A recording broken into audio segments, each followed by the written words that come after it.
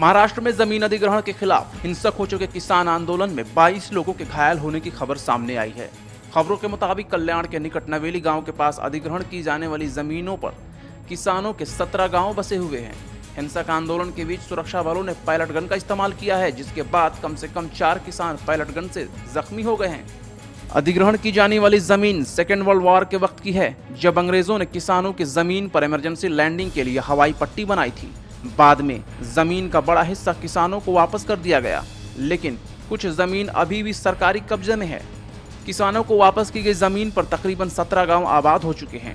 इस जमीन पर किसान अपनी फसल उगाते हैं। अब सरकार इस पूरे जमीन को सरकारी बताकर इसका अधिग्रहण करना चाहती है। किसानों का कहना है कि भले ही उनकी जमीन ब्रिटिश हुकूमत ने ले ली थी, लेकिन बाद में उन्हें वापस कर दिया गया था। लेकिन मौजूदा सरकार ने उस जमीन को नौसेना के हवाले कर दिया है और अब इस जमीन की चारदीवारी करने की तैयारी चल रही है, जिसकी जद में 17 गांवों के किसानों के परिवार मुतासिर हो रहे हैं। इसी अधिग्रहण के खिलाफ किसानों में गुस्सा है। किसान कई दिनों से अलग अलग स्थानों पर एहतजाज कर रहे हैं। महाराष्ट्र की फडणवीस हुकूमत इस आंदोलन से बखूबी वाकिफ है, इसलिए भारी तादाद में सुरक्षा के इंतजाम कर रखे हैं। ठाणे के पुलिस कमिश्नर ने मीडिया से बात करते हुए कहा कि प्रदर्शनकारियों के पथराव से कम 12 पुलिसकर्मी घायल हो गए हैं, जबकि पुलिस के जरिए पैलेट गन के इस्तेमाल से कम 4 प्रदर्शनकारी घायल हो गए हैं। सभी घायलों को नजदीक के अस्पताल में भर्ती कराया गया है। सवाल यह है कि आज़ादी के इतने अरसे के बाद आज़ाद भारत में मौजूद भाजपा की सरकार को भला उस जमीन की याद कैसे आ गई जिस जमीन को अंग्रेजों ने किसानों से लेकर वापस कर दिया था। महाराष्ट्र में किसानों के ऊपर पायलट गन के इस्तेमाल करके भाजपा की सरकार कश्मीरियों के जैसा सलूक क्यों कर रही है, जबकि महाराष्ट्र में किसानों की हालत पहले से ही बद से बदतर है।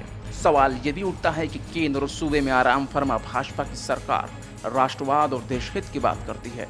भाजपा और आरएसएस के लोग अक्सर हर मामले को देशद्रोह और देशभक्ति से जोड़कर देखते हैं, लेकिन यहाँ सवाल ये भी उठता है कि देशभक्ति और देशद्रोह की बात करने वाले लोग जिस अन्नदाता के अनाज खा कर योग की मुद्रा में लीन हो जाते हैं, जब उसी अन्नदाता पर लाठी, गोली और पैलेट गन चलाए जाते हैं, तो इन हुकूमतों की देशभक्ति अनुलोम विलोम क्यों करने लगती है?